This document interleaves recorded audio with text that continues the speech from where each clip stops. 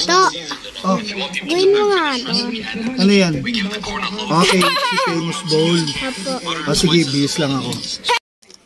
What's up sa inyo mga par? Ayun, nag-request ulit yung pamangking ko ng KFC Famous Bowl. Pero gusto niya yung malaki daw para hindi mabitin. Tara, simulan na natin yan. Let's go! Ay mga par, meron ako dyang chicken breast. Yan, hiwain ko lang yan ng maliliit. Yan, ganyang size lang mga par. Yan, tapos timplahan lang natin yan ng flour, cornstarch, yan, smoked paprika, yan, garlic powder, pamintang pinot, itlog, tsaka asin naglagay din pala ako. Yan, tapos yan mga par, yan na. Lalamas-lamasin ko lang yan mga par, para talagang kapit na kapit yung lasa niyan. Yan, pag okay na yan mga par, set aside lang. Tapos yan sa patatas par, 2 piraso lang gagamitin ko yan, babalatan ko lang yan. Yan, malinis na yan mga par.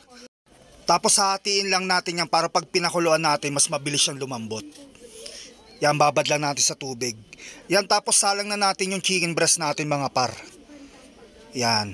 Yan, pag golden brown na yan, goods na yan mga par. Yan, tapos nakadalawang batch ako nyan.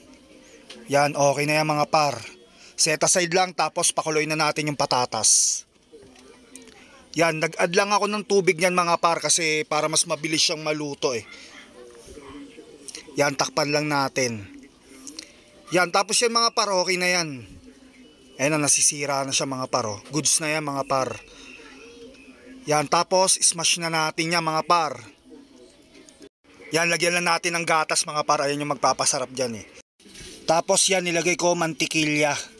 Yan, hindi yung buo-buong butter ha. Pero okay pa rin naman yan. Yan, tapos timpla lang natin ng garlic powder, paminta, tsaka asin. Yan, tapos mix-mix mo lang siya mga par hanggang sa maging okay na yan. Tapos set aside lang natin. Yan, tapos gawa tayo ng gravy mga par. Yan, tunawin lang natin yung butter. Yan, pag natunaw yung butter, lagay natin yung flour. Yan, tapos haluin mo lang siya. Kailangan walang mamuo dyan ha. Yan. Tapos lagyan natin ng gatas. Yan, haluin mo lang yan. Tapos nag-add din pala ako dyan ng tubig. Yan, tapos haluin mo lang. Tapos timplahan lang natin ng asin, paminta, tsaka asukal. Yan, tapos all goods na yan mga par. Natikman ko na yan. Tapos hayaan lang natin pakuluan yan. Tapos plating na tayo mga par. Ayan na. Yan, nilagay ko na yung mashed potato natin. Tapos yung corn. Tapos yung chicken breast na hiniwa-hiwa natin. Yan, tapos lagyan natin ng keso. Tapos syempre yung gravy na ginawa natin mga par. Yan oh.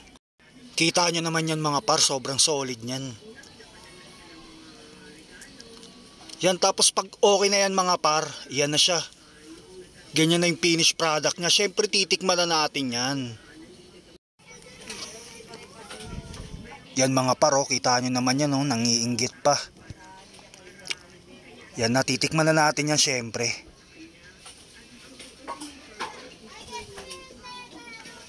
First bite.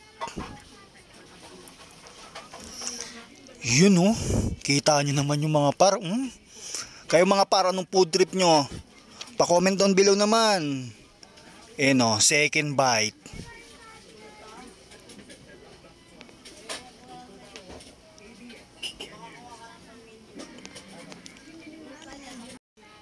Sheesh! Ewan ko na lang, napapailing na lang talaga ako. Mga par, huwag nyo palang kalimutan, pa-follow, like, and share. God bless, ingat palagi. Peace!